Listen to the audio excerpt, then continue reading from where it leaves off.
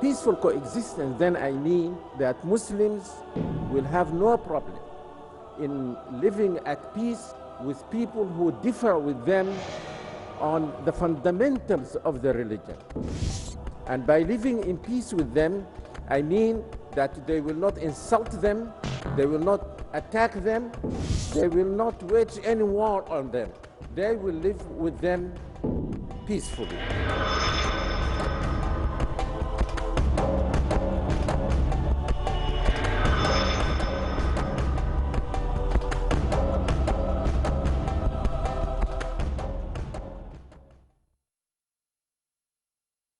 Assalamu alaikum wa rahmatullahi wa barakatuhu. May the peace, mercy and blessings of Allah subhanahu wa ta'ala, God Almighty, be on all of you. We begin the session of International Islamic Conference and Exhibition. We have in the session for you public talk by Sheikh Jafar Idrees from Sudan, who will be speaking on peaceful coexistence, followed by open question and answers. To introduce Sheikh Jafar Idrees from Sudan, we have one of our main speakers of this conference, Brother Yusuf Estes from USA, making his presentation. Yes, Brother Yusuf.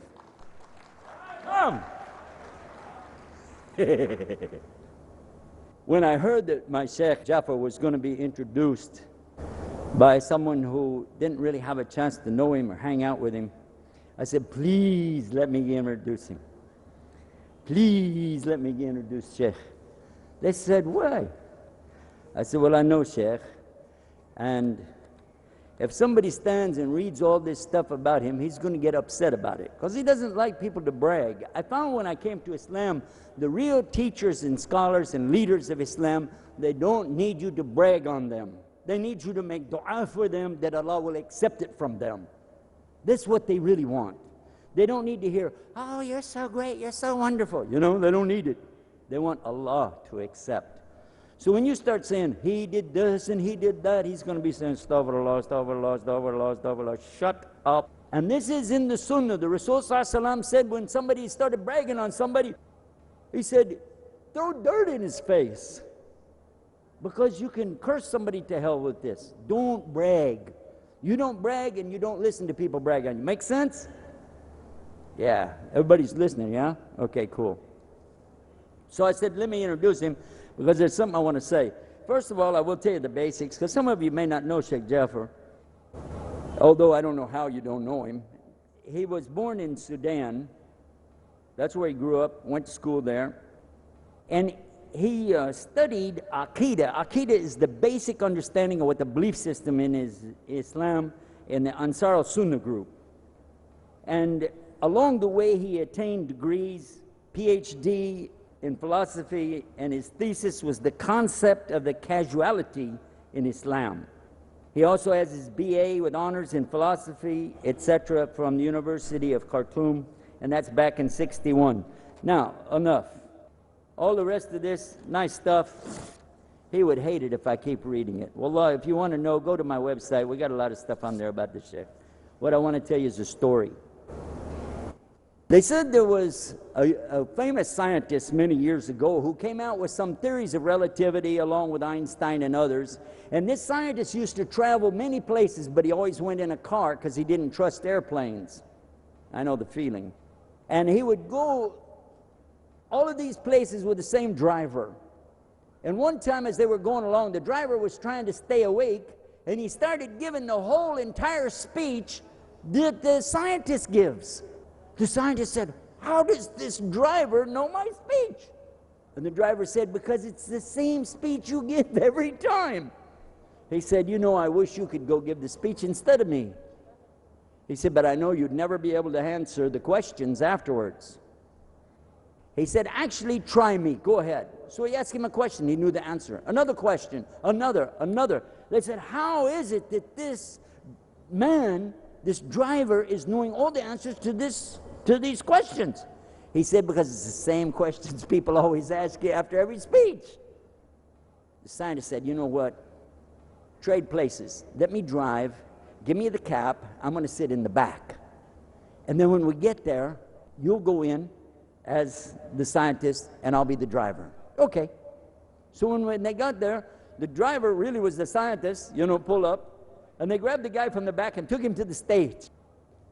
He's the driver now. Get up, give the whole speech. They said, wow, look at that. And then at the end, they had the questions, you give answers out. Oh, look at this. But then at the very end, and the scientists in the back watching the whole thing, At the very end, though, one lady, she stood up and she asked a question. Nobody ever asked it before. It reminds me of what happens to me when the ladies ask us. But the driver was really sharp. Taxi drivers are pretty smart people. And he said, "Madam, that's a very simple question. That question is so simple, I'm going to let my driver answer it." And with that, I want to introduce my driver and my sheikh, whom I love very much, Sheikh Jafar Idrees. Brothers and sisters, welcome Sheikh Jafar Idrees.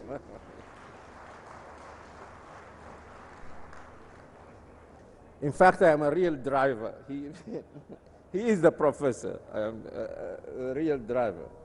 And that's why, inshallah, I will give him a few minutes after I finish to comment on what I have said and perhaps even to correct some of the things that I have to say. Our topic is a peaceful coexistence. We mean peaceful coexistence of Muslims with people of other faiths. By peaceful coexistence, then I mean that any Muslims who understand their religion will have no problem in living in peace with people of other people who differ with them on the fundamentals of the religion. I repeat that Muslims will have no problem in living at peace with people who differ with them on the fundamentals of the religion.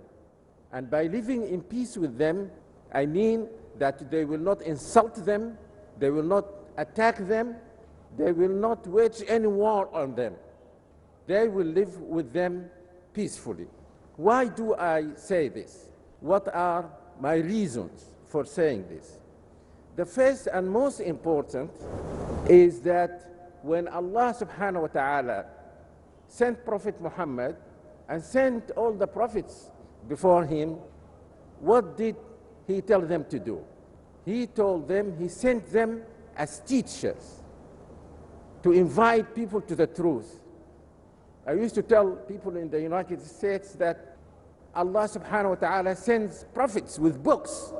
He doesn't send generals with machine guns. Because the important thing is that people understand the message.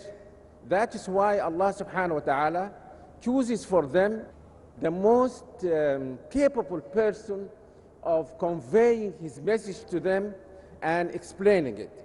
And Allah subhanahu wa ta'ala does not only say that you should convey this message, he explains to the prophets and to people like us who call themselves da'iyas how to convey this message.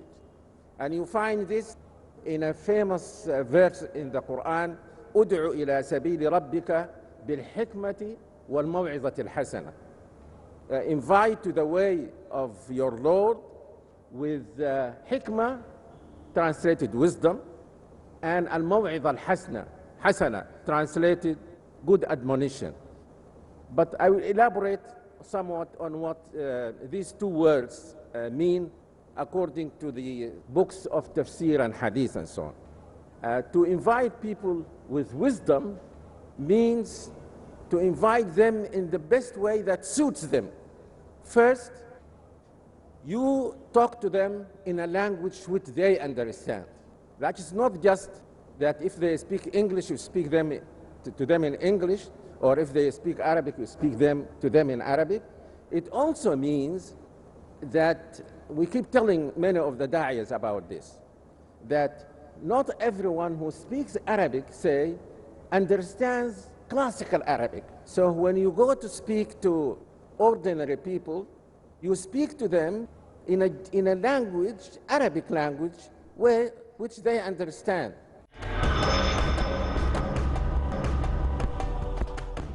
I used to tell people in the United States that Allah subhanahu wa ta'ala sends prophets with books. He doesn't send generals with machine guns. Because the important thing is that people understand the message. That is why Allah subhanahu wa ta'ala chooses for them the most capable person of conveying his message to them and explaining it. And Allah subhanahu wa ta'ala does not only say that you should convey this message, He explains to the prophets and to people like us who call themselves da'iyas how to convey this message.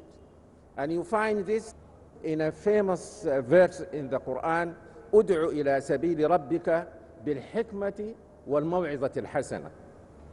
Invite to the way of your Lord with hikmah, translated wisdom, and al-maw'izah al-hasana, translated good admonition. But I will elaborate somewhat on what these two words mean according to the books of tafsir and hadith and so on. To invite people with wisdom means to invite them in the best way that suits them. First, you talk to them in a language which they understand. That is not just that if they speak English, you speak to them in English, or if they speak Arabic, you speak to them in Arabic. It also means that we keep telling many of the da'iyas about this, that not everyone who speaks Arabic, say, understands classical Arabic. So when you go to speak to ordinary people, you speak to them in a language, Arabic language, which they understand.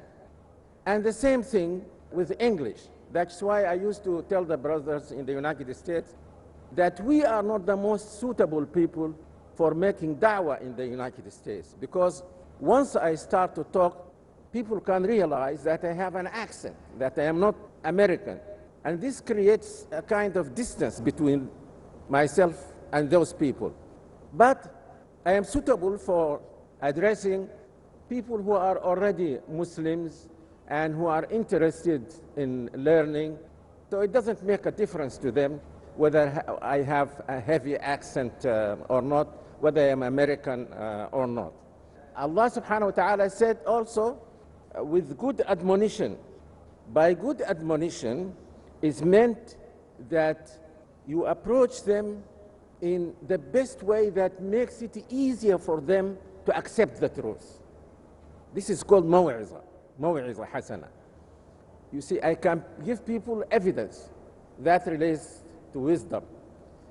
I can give them evidence, but I must do my best to make it easy for them to accept this truth for which I give them evidence. Because Allah knows, He created us, He knows us, that many of us might not accept the truth just because of the evidence that is given. So I try to make it easy for them by treating them nicely, because if you treat a person nicely, he will like you, and then because of the fact that he liked you, his heart might be inclined more to accepting what you told him. Allah subhanahu wa ta'ala said, now you invite people, as I have just said, with wisdom, with hikmah and maw'idah hasana. So that was my first reason for saying that you live in peace with other people. Because only thing that you start doing is to invite them. And if you invite them in a peaceful way, that will help them to accept the truth. The second reason, which confirms the first, is that Allah subhanahu wa ta'ala told the Prophet not only to invite people with wisdom and good admonition and to argue with them in the best of ways. But he told him that is the only thing you can do. That is the only thing you can do. You as a human being have no control over people's hearts and minds. When we say this, people usually remember the verse, لا إكراه في الدين. لا إكراه في الدين, which is translated, no compulsion in religion. And this is, in the books of tafsir, they say, some of the mufassirin say that this is a statement of fact. This is a statement of fact. It is a statement of fact that you cannot compel anyone to accept the religion. And because this is the fact, then don't try what is impossible. So it is a statement, but it is at the same time an order. Don't try to do what Allah tells you is impossible. Because this religion, you don't become a Muslim by just saying La ilaha illallah Muhammad Rasulullah. You can point a gun to someone and tell him to say La ilaha illallah Muhammad Rasulullah. He will say it. Does that make him a Muslim? No, because someone can point a gun to me and I am a Muslim and say you don't believe in Muhammad. Allah subhanahu wa ta'ala gave me the permission to say this, so long as that doesn't affect my heart. إِلَّا مَنْ أُكْرِهَ وَقَلْبُهُ مُطْمَئِنٌ بِالْإِيمَانِ. So prophets don't use force, because their role is to invite people to the true religion, not just to make them say La ilaha illallah Muhammad Rasulullah, or to go to the mosque and pray and so on. This is an outward act that the hypocrites can do, and they in fact do sometimes even better than good Muslim. So Allah subhanahu wa ta'ala tells his prophet that you have no control over people's hearts and minds. This verse, as I said, that comes to the mind as soon as we say something like this, no compulsion in religion, is not an isolated verse. Many people think that it is the only verse which affirms this fact, the fact that there is no compulsion in religion. But inshallah, when you read the Quran, I give you some examples, and you will find more examples in the Quran, inshallah. For example, Allah tells his prophet, إِنَّمَا أَنْتَ مُذَكِّرٌ لَسْتَ عَلَيْهِمْ بِمُسَيْطِرٍ. You are only a reminder. You have no control over them. Isn't that the same as saying no compulsion in religion? It says, أَفَأَنْتَ تُكْرِهُ النَّاسَ حَتَّى يَكُونُوا مُؤْمِنِينَ. Are you the one who can coerce people until they have faith? This is asked in a rhetorical way. Of course, he is not. Allah tells his prophet, إِنَّكَ لَا تَهْدِي مَنْ أَحْبَبْتَ وَلَكِنَّ اللَّهَ يَهْدِي مَنْ يَشَاءُ. No, you don't guide whom you like or whom you love. It is only Allah subhanahu wa ta'ala who guides. So there are two kinds of guidance. The guidance of the prophet and of people who follow in the steps of the prophet is to guide people by explaining the truth to them, and by explaining it very clearly. ما على الرسول إلا البلاغ المبين. البلاغ means to convey the message, and mubin means to make it as clear as possible by your word of mouth and by your deeds. Make it very clear for the people. That's where your role ends. Whether they accept it or whether they don't accept it, that is not left to you, and Allah subhanahu wa ta'ala will not hold you responsible for people's rejecting what you said. We read in a hadith that on the day of judgment, some prophets will come with very few followers. Some will come with only 2 or 3. And some prophets will come with no follower at all. They spent all their time telling people, conveying the truth, but no one accepted it. Will Allah tell them that you failed as prophets to convey my message? No, because Allah subhanahu wa ta'ala did not ask them to instill faith in the hearts of people. He only told them to explain the truth to the people, and they did it. Noah spent almost 1,000 years doing this, and at the end, all the people who accepted Islam with him were very few that he could take in a boat, and he is considered one of the greatest messengers of Allah subhanahu wa ta'ala. Allah subhanahu wa ta'ala, how does Allah subhanahu wa ta'ala lead people to the truth and leave others to go astray? Because Allah knows what goes on in people's hearts. If He knows that a person is honest and he is seeking the truth, Allah will help him and will make it easy for him to see the truth and accept it.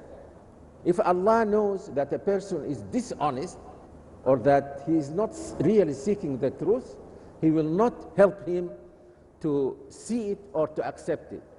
That is why Allah subhanahu wa ta'ala said in one of the verses, told the Prophet to tell some of the captives, some of the kafir captives, to tell them, إن يعلم الله في قلوبكم يؤتكم خيرا مما أخذ منكم. إن يعلم الله في قلوبكم خيرا يؤتكم خيرا مما أخذ منكم. If Allah knows that there is some good in your heart, He will give you better than what has been taken away from you. My third reason for saying that Muslims have no problem in living peacefully with other Muslims is the experience that the Muslims at the time of the Prophet had. And that experience was repeated in later years. The experience was, perhaps you heard about something called the Agreement of Hudaybiyah. See, the Kafirs at Mecca were at war with the Muslims in Medina. Then they signed an agreement. It was a peace truce that was supposed to last for 10 years. When they signed that truce, and on their way back to Medina, Allah subhanahu wa ta'ala sent down Surah Al-Fath and said, إِنَّا فَتَحْنَا لَكَ فَتْحًا مُبِينًا. We have indeed given you a great victory. Many of the Muslims, many of the companions of the Prophet, even some of the great ones, like Umar, did not understand what was the victory in this agreement. Because I don't want to go into the details of the agreement, because for them, they thought it was even unfair. It was even unfair. But when Allah said that this is victory, of course, they accepted the word of Allah subhanahu wa ta'ala.